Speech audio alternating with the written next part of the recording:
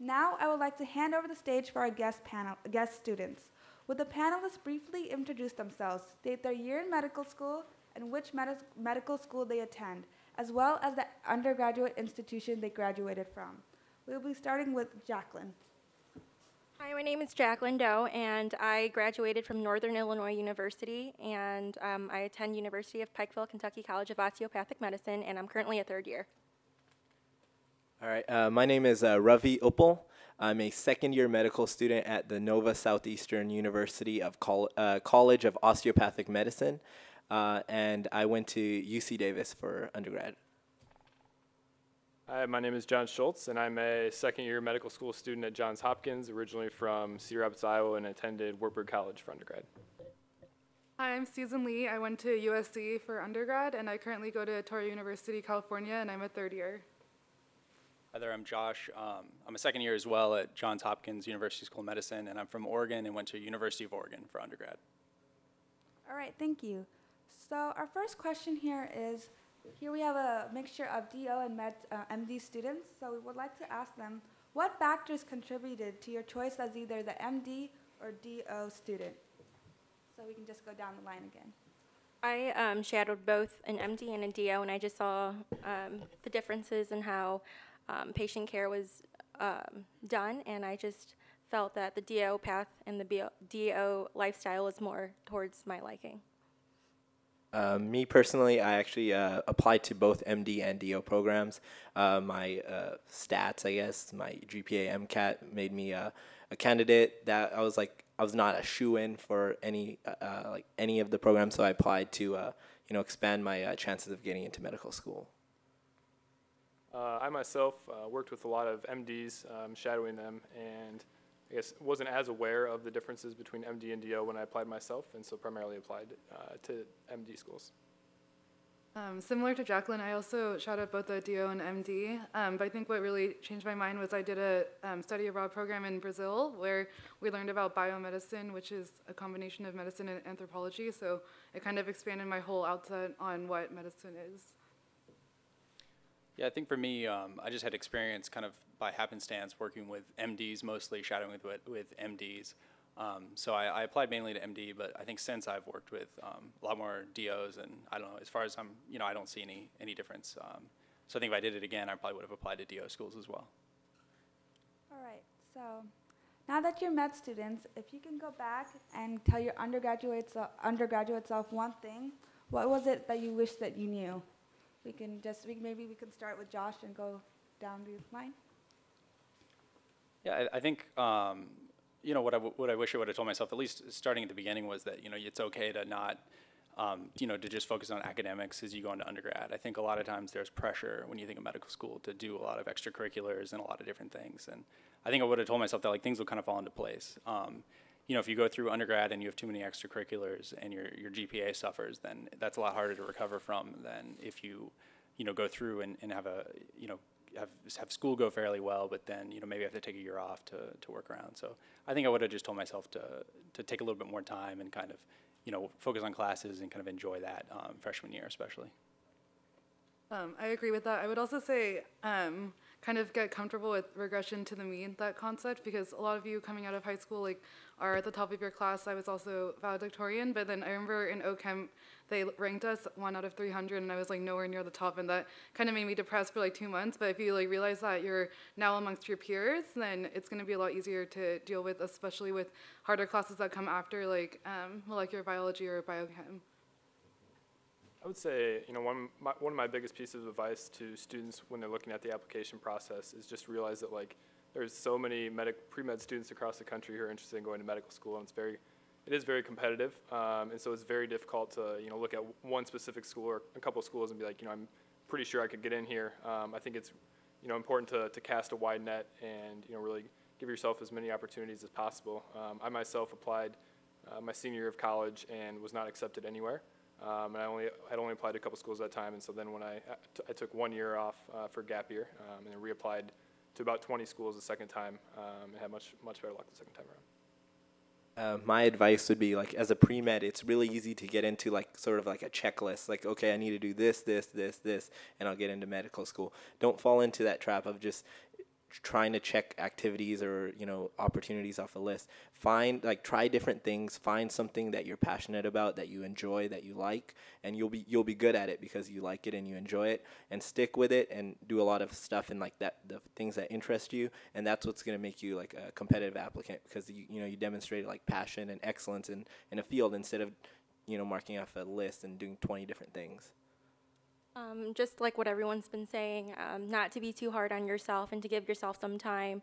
I know that the burnout rate was pretty high, going straight from from students going straight from from undergrad to med school. There was just this huge burnout rate, and people, you know, just couldn't handle it. So my advice is to not be so hard on yourself. Take some time for yourself and do things that you enjoy. Find a hobby that you like, because it's going to help you in the long run just to relieve some stress while you're in school. All right. So going on based on that, what you guys just said, given the competitive nature of being a pre-med student, did you ever find yourself comparing yourself to your peers? And if so, how did you handle it? I guess this question could be up for grabs. I mean, I guess we all are going to compare ourselves because it is the pre-med field, and you know, you want to get into medicine and be a doctor. But what I did was kind of look at it in terms of what can I do to better myself, and not compared to other people, because you're always going to compare yourself to someone else, but that doesn't really do anything for you. So just look at it as in, what do I need to do for myself? How am I going to get myself to med school? Because other people's scores aren't going to help you at all, and dwelling on that isn't going to help you to have a positive outlook on where you need to go and where you need to be to get into med school. I would say too, kind of, it was mentioned earlier, you know, find whatever you're passionate about, and, you know, invest yourself fully in whatever you're passionate about. I think it was easy. I know myself was, you know, looking around at my classmates in undergrad being like, oh, they're volunteering, they're doing research, maybe I should be doing that too. And, you know, before you know it, you have way too much on your plate. And so I think it's important to, you know, now looking back, I wish I would have even, you know, kind of focused more on like what I was really interested in, what I was really passionate about, instead of, you know, trying to worry about what all your friends may be doing, because everybody's interests are going to be different. On the topic of friends, I think it's like really important to have a good social support network. So personally, like I only had one pre-med friend, I think, and the majority of my friends were business majors, because USC like has a really good business school, and I think that just helped me, like Jacqueline was saying, focus on my own goals instead of comparing myself to other pre-med students. You would still see them, like I took Kaplan, so I would still see pre-med classmates I knew, but then my actual support network was non-pre-med friends, so I think that just helped me stay grounded. All right, great. So on that note, so what was it that any of you guys did that was non-pre-med that made you like succeed in what you did, that made you stand out, and maybe that's what you used in your application process? Did any of you guys go through that? Yeah. So a thing that, you know, a lot of my interviewers would bring up at my interviews is something unique. So I used to work at like a radio station. I was used to be a DJ. Like started about high school, and I did it about first 2 years of undergrad. After that, you know, I got too busy. So it's like, you know, they like that I had like a passion outside of medicine. It has nothing to do with, you know, being pre-med. It's not gonna, you know, make you a better doctor, but it just gives them a picture of being an overall, like, you know, well-rounded person. You know, I have a life outside of medicine, and so definitely if you have any hobbies and things, like don't be afraid to like list those on your, you know, on your application or things like that. And you know, as long as, you know, it's something, you know, you're passionate about, you like, you know, definitely share that so that people can see who you are as a whole person. Yeah, I think I would second that. I think when people ask about like interviews, I say the one question I was asked at every interview is like, what do you do for fun, you know, outside of medicine, outside of med school, or preparing for medical school? And so for me, like that was snowboarding, and I think for everybody, they kind of have their one thing, and I think it's important to realize that that's important to keep you healthy and happy, and will make you be more successful than if you just focused exclusively on kind of medical school. Okay. Even though we do stuff for fun, I'm sure that medical schools do look for any clinical or research or shadowing opportunities. I'm sure you guys did one of the three things, or maybe all of them. How did you find a way to accomplish that clinical or research or shadowing opportunities? For research, one of my letter writers, I got close to him freshman year, and he just invited me to start working in his lab, and I did that for 2 years, and I did like the honors research class at USC, so that was fortuitous. And then for shadowing, there's like, I think you just kind of hear about, like, USC has like a pre-health bulletin newsletter, and they always have different opportunities. So I remember there was a summer shadowing program, and I got to shadow 5 different doctors, like 1 week at a time in LA in their private practices. So that was a really good experience too. So I think you have to like keep your eyes open and see all the opportunities that are available. I think, like for myself, I went to a smaller undergrad, so we didn't necessarily have very well established shadowing opportunities with a lot of different specialties. And so I think for me, several of the physicians that I shadowed were kind of physicians that I myself had seen at some point, or my family members had seen. And I think a lot of students kind of that way, can either shadow the physician that they may have seen in the past, or one of their coworkers or colleagues. And to ditto what was said earlier, talk to your professors. Like a lot of your professors are involved in research, or even if they're not involved or they don't have any openings, they'll know other people. So how I got into research here was I talked to my professor. He actually didn't have any openings in his lab, but he had a colleague who did. He referred me to them. Ended up getting into the research lab. I did for like 2.5 years. I got my name on some papers and stuff like that. So it's a great opportunity, and it's just from, going to office hours, and the professor knew, okay, this, he knew me enough that he was willing to like recommend me to someone else. So just for that. And then for shadowing, you can always like call up, especially when it comes to like a private family practice physician, you can just call them up and say, I'm a pre-med, I'm interested in medicine, can I shadow you? With hospitals and stuff, you would need to go through like their volunteer services, or through your undergrad to coordinate it, because they have a lot more limitations on just having someone shadow in the hospital. But like a private family practice or a primary care physician, a lot of times they'll let you just observe, and it's a great experience, so I recommend it. Yeah, on that note, there's a lot of people who are really shy to attend office hours and ask professors for any research positions because they're large classes. So would you guys have any tips on how to find ways to establish a relationship with a professor? Would you like to start off, Josh? Yeah, I think that it's important. What I kind of always told myself was, and first off, you don't really have to go to office hours. I mean, that is a good way, but you can always just email someone. And I think what I usually would tell myself was that, if I email somebody and I just say like, hey, I'm an excited pre-medical student, I'm interested in what you're doing, and I'd like to talk to you about like research opportunities. If that person doesn't email you back, or they email you back, I think the fear is that they're going to email you back like a nasty message and say, how dare you, you can't research here or something. But the bottom line is that's not somebody you would want to work with anyways. So it's kind of a nice like selective process. So I think it seems intimidating, but if you just email some professors, and again about letters of recommendation as well, and ask, say I'm interested in this or that, if they don't respond and they don't seem to care, then that's probably a good thing. It's probably they wouldn't be the best to work with, or wouldn't be the best to write a letter. So it's important to realize that and not get discouraged. Yeah. I was gonna say like exactly the same thing. That actually one of my letter writers, I only went to his office hours once, I think, that semester, but I had an email thread with him, so he recognized my name, and in class he would recognize my face too. So as long as you have some kind of relationship, I think it usually does help to have the in-person, especially so that they get to know you for your letter of recommendation. But with him, since I didn't have a lot of that, I just gave him my resume, and he wrote his letter on that, based on that, and he sent me a draft and asked if I wanted him to add anything, and then I think they like really want to help you succeed, professors. So if you develop like a good relationship, they're willing to go out on a limb for you, for sure. Yeah, and I know it could be scary. I was in the same position. Sometimes you just need to push yourself a little bit outside of your comfort zone. So like you said, like don't be afraid to email someone. Like what's the worst they can do? Like it doesn't matter. You don't want a letter from that person, or you don't want to work with a person who's going to send you a nasty email when you're sending an innocent letter. So definitely it's hard. You have to gather up some courage and just push yourself a little bit outside your comfort zone, whether that's emailing them or going to their office and talking to them in person. And to be clear, I never got like a nasty email. I think we're kind of using that facetiously, but for the most part, I think people are very nice and willing to work with you. They'll just ignore you if they don't. That's the move. Yeah. I think I felt the same way in terms of I was hesitant, kind of afraid to reach out for help all the time. But I think it's important to remember that your professors are likely teaching because they enjoy working with students, and so really a lot of professors would enjoy having the student email them or come to their office hours or whatever it may be, just because they enjoy working with students and they enjoy helping you succeed. So I think it's important to keep in mind. So now moving on from the undergraduate career, about the MCAT.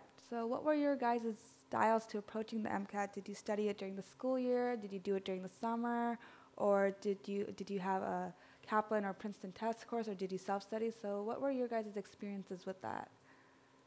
I was more of a self-study person. I bought some books, and I would keep along with what I was doing within school, but I started studying really, like, a lot harder, I guess, about 3 months before I took my exam.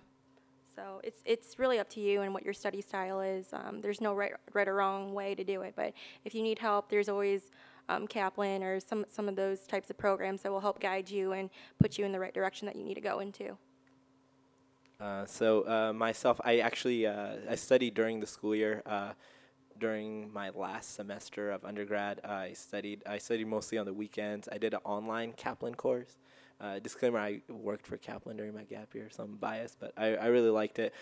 I needed some structure. So whether it's any course or if you find like an online study plan or something, you just make sure you have a schedule and you stick to it.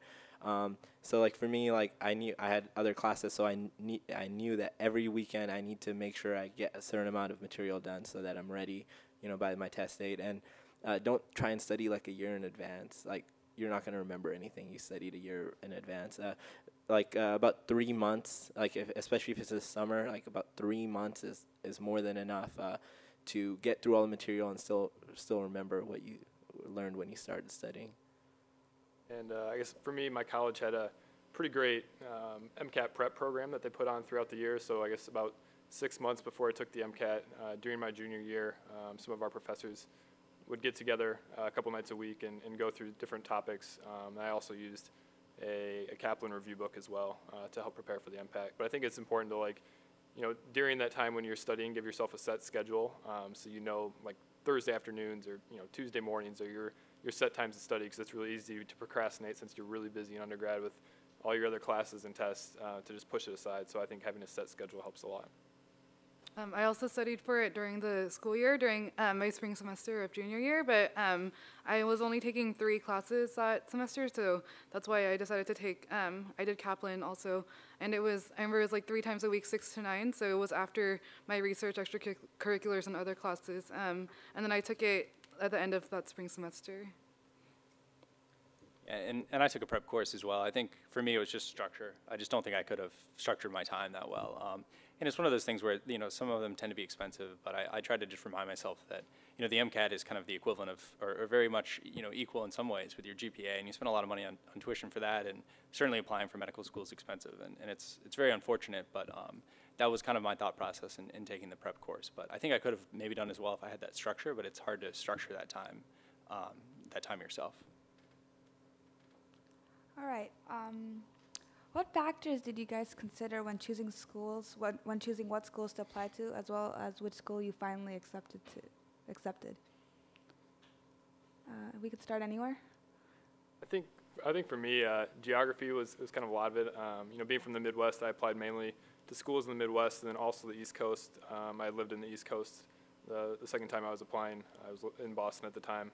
So I think that plays a role. And I think also I was very interested in research and wanted to look at schools that had a lot of research opportunities. So I think I kind of started looking for schools mainly in those 2 areas. And then I guess in terms of how I finally chose to go to Hopkins, I think a lot, no matter where you go, every medical school is going to be a great school and prepare you to be a great physician.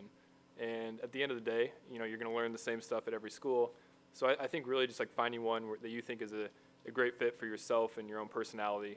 For myself, I met some students on interview day that I really got along with and felt like were great people and people that I would enjoy going to school with and having as classmates, and I think that influenced my decision quite a bit.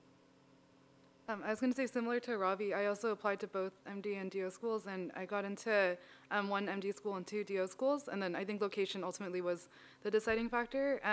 The MD school I got into was in Chicago, and then I really liked that city, but I also wanted to stay in California because my family is in Southern California. So I think, once you get into a school, you have to think of factors outside, like how close are you going to be to your family or your college friends, and also maybe tuition, like we were talking about earlier. You can look into the school's financial aid section of their website just to see like how much you will be paying once you get in. Yeah, for me, I did the opposite. I got into schools closer to California, and I chose the one in Florida. I just need to get out of here. Now, main thing is like when you go on an interview, it's just as much you kind of interviewing the school. Like on paper, you can be like, okay, this is my top choice school, and I had like a list. Okay, this is like my top choice school, and then when you get there, it might not be. It's different. Not everything on paper like translates to real life, and so I chose Nova. It's just I went there and I just felt like I fit there. Like just the environment, the vibe is more laid back, more relaxed. It more suits my personality. Whereas some other schools, they're more, I don't want to say uptight. That sounds mean, but like they're more like more rigid, more structured. Like a mandatory class. Like I don't like to go to mandatory class. I'll go if I want to go. So something like that. So you just find something that fits your personality, like where you think you will succeed, where you fit in, where you will be happy. Because medical school is stressful. It's tough. So you be where you'll be happy. If that's close to your family, because you need that support system really close to you, then geography is going to be a much bigger factor. Versus if it's more like your personality or other things. So just like when you go on your interviews, you will figure out so much about these schools. And before that, you can read up about the schools. Also, be smart about how you apply. Apply broad. Even if you have the the highest stats, don't just apply to the top 5 schools. Apply good amount of schools, a mixture of different schools. Make sure you're competitive, and always you have some dream schools, some reach schools. Still apply to those, but don't only apply just to those. So just make it broad. Apply broad and apply smart and apply early. I kind of second that. You also have to, you're interviewing the schools as well. Do you see yourself fitting in there? Can you live there for the 2+ years that you're there? And how the students talk about the faculty or how they talk about the building and their curriculum.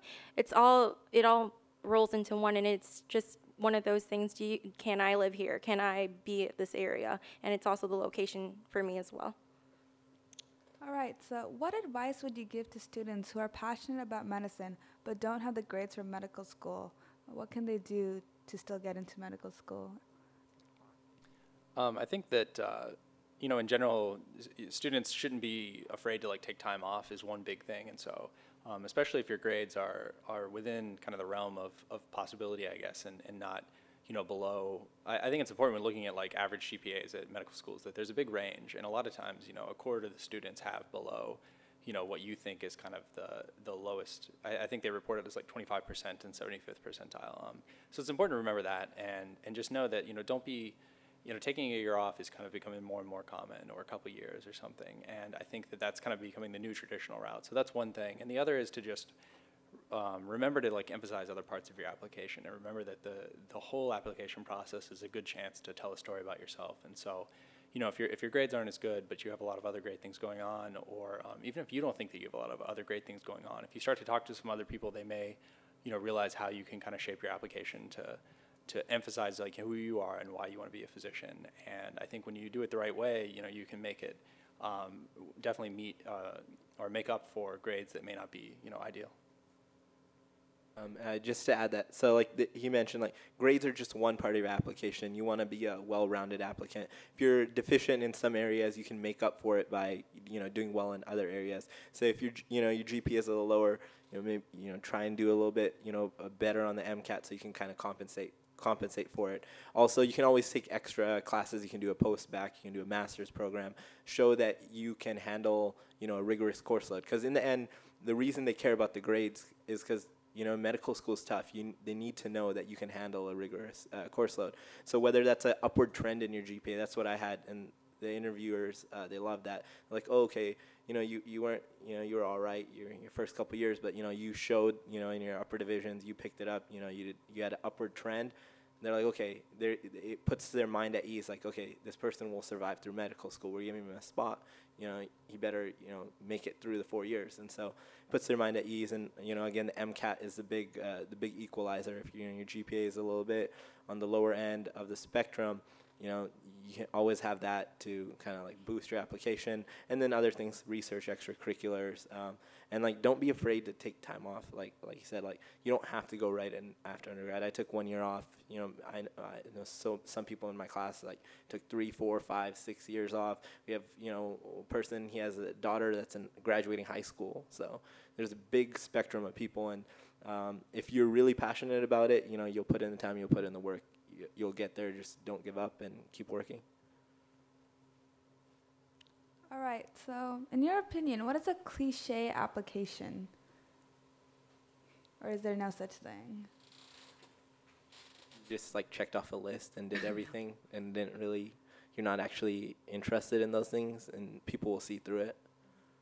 I would say like when you're crafting your application, your personal statement, you know, make sure it's about you and it's really telling like your own story and highlighting some of the unique things about you that make you different from some of your friends or other applicants. And I think, you know, it is easy to look at like, you know, checkbox approach and be like, have I done this? Have I done this? And try to just mention it all. But I think it's important to remember like what's important to you and what are you passionate about and what have you done that may be a little bit unique, and try to highlight those throughout your application process, from personal statement, secondary essays, and in the interview as well. And I think a lot of times interviewers like to pick up on those things that they find a little bit interesting and ask you questions about that.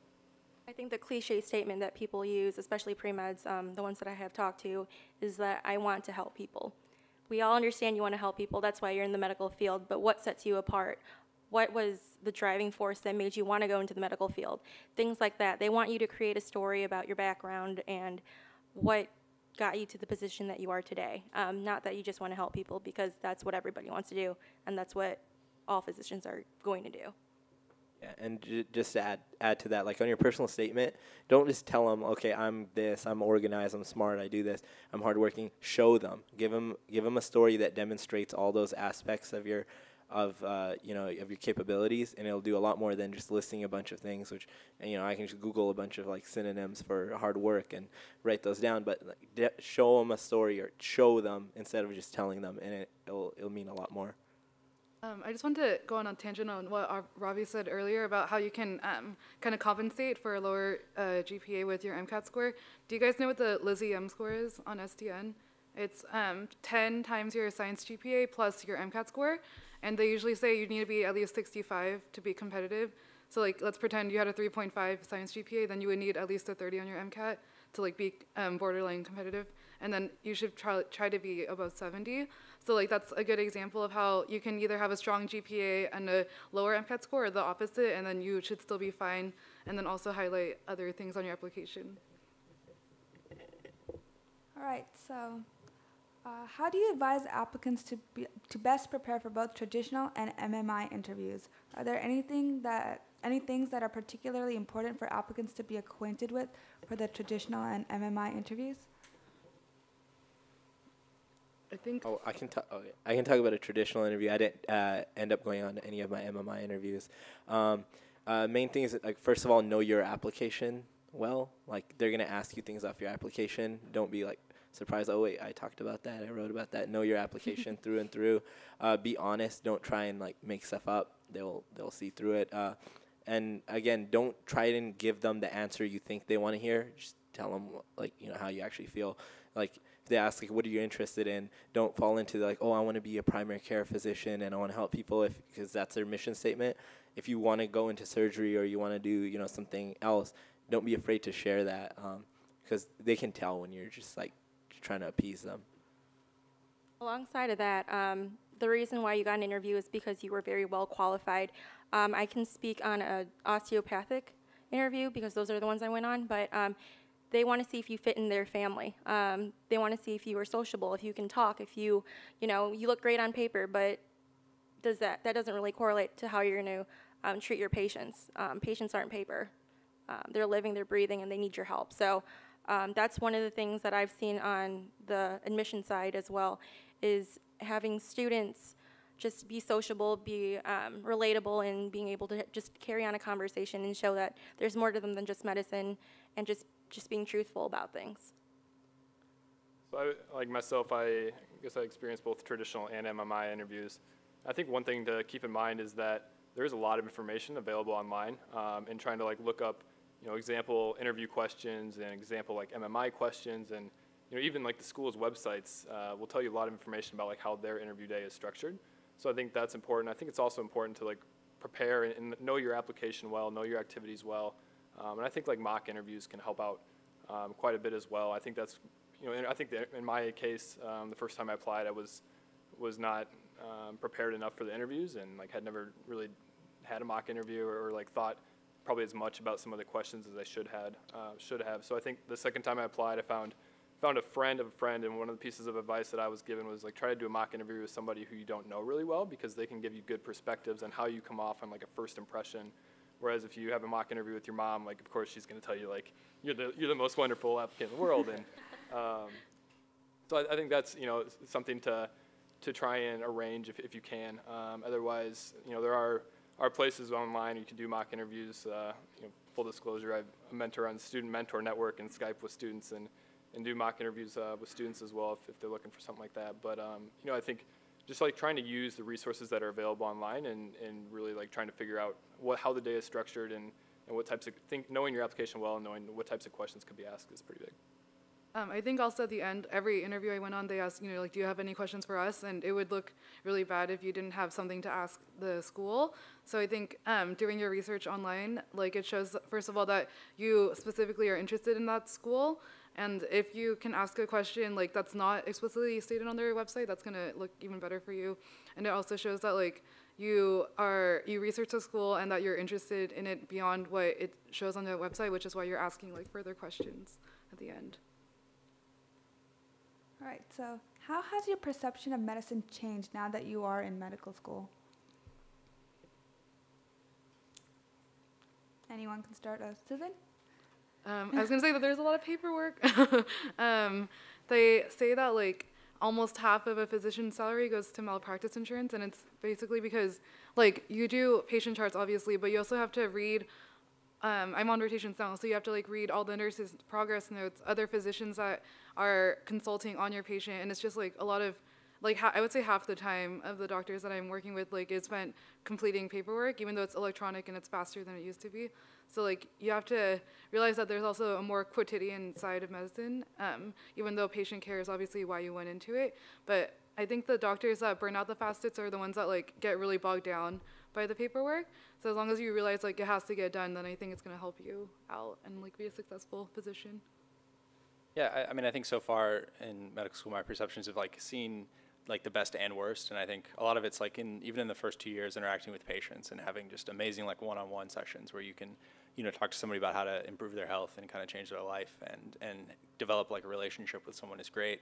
And then the other end is just the paperwork, and more so realizing like the medical system is a lot more complicated, I think, in a way that maybe doesn't have to be. And so I think like, in our first 2 years, I've used probably like 5 different electronic medical record systems, and I'm not even like on the wards yet full time. And so that just kind of shows that in terms of what might not be, so as sort of perspectives of medicine, I think that was one that I knew of but didn't appreciate until I was involved in it.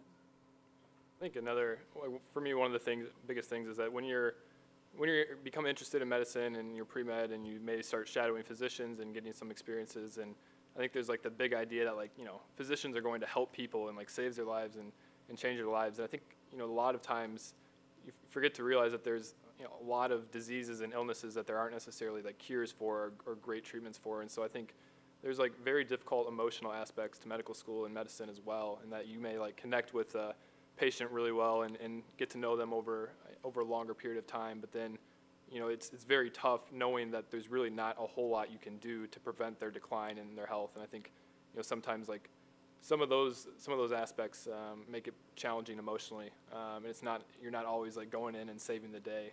So that can be a challenge at times. I'm just, I don't know really how it's changed. Really probably when I get into 3rd and 4th year on the rotations, I can like add some more, but like they covered pretty much everything.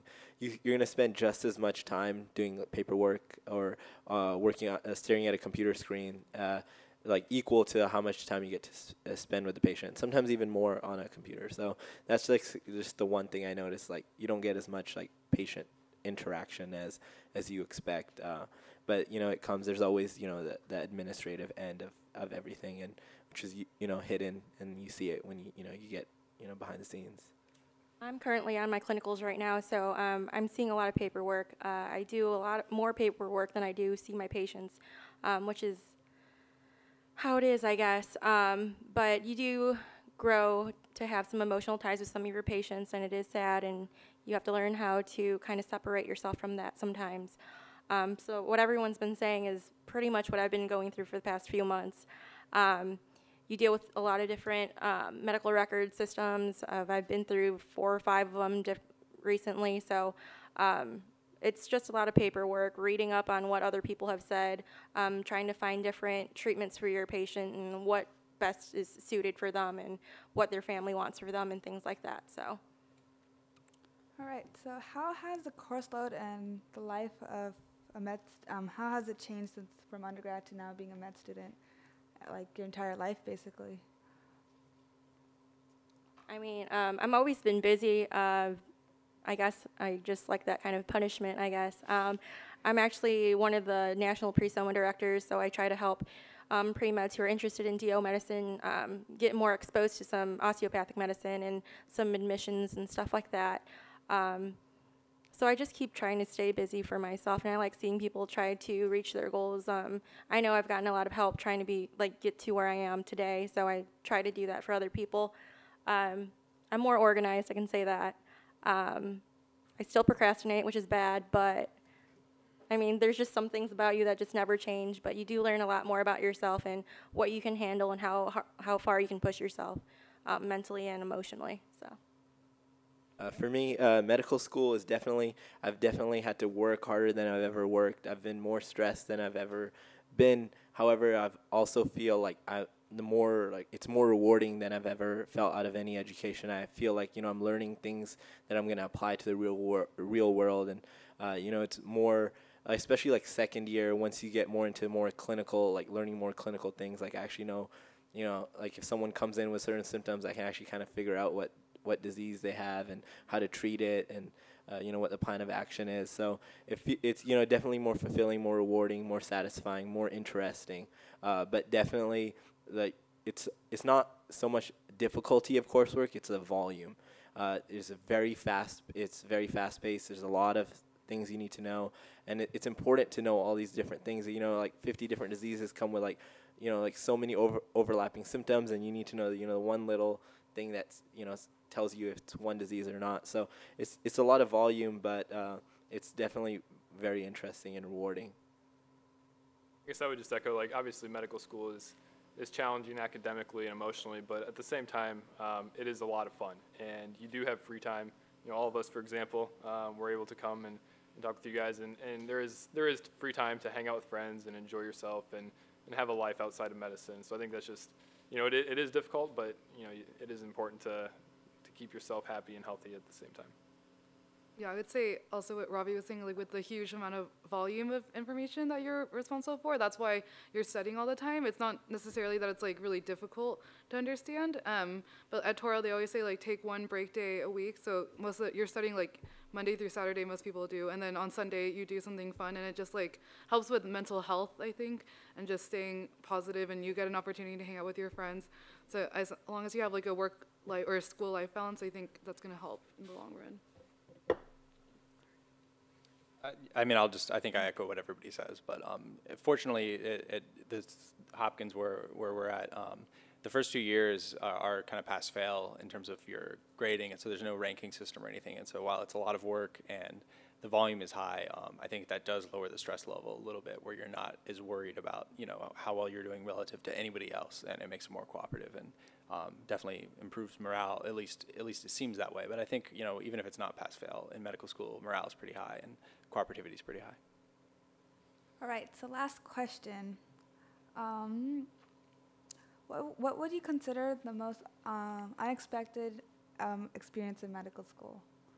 Or anything that's super exciting, or just what you remember the most so far? I think rotations probably. It's like I just finished my surgery rotation, and you can't like, you have to expect the unexpected. Like, almost every procedure we did, like, something went wrong. And it's just really interesting to see how, like, everyone reacts to that situation, especially the surgeon. He's, like, telling people what to do, and you just try to help ease things through. Recently, we had this lady that had gangrene, and usually that's caused by Clostridium perfringens, but we also found 3 other kinds of bacteria, and she was also diabetic, so she couldn't even feel that she had this, like, gross infection. So we had to, like, debriding is taking out the tissue, so we debrided her entire, like, abdominal region, and it was still left with, like, necrotic black tissue everywhere. So the surgeon was freaking out because it was just, like, a lot bigger of an issue than he thought, but he still handled it. So yeah, I think, like, definitely expect the unexpected would be what I would say. I guess I would just echo that and say that, you know, you get to know throughout medical school. I maybe haven't had as much experience with the clinical aspect as well. I've had you know, decent amount of patient exposure in the first and second year, but not as much as you do when you're on the wards your third and fourth year. But you know, I think you do get to know patients really well and hear like their entire life story, and you know, it is a lot of times very eye-opening, and you get to meet some awesome patients and hear some amazing life stories and patients who have gone through, you know, more struggles than you could imagine and are still persevering. And you know, I think, you know, kind of echoing the thing is expect the unexpected, and there's you know, you get to hear a lot of different life stories, which are very fascinating. All right, well, that concludes this panel. So I'd just like to say thank you so much for being here, and let's give them a round of applause.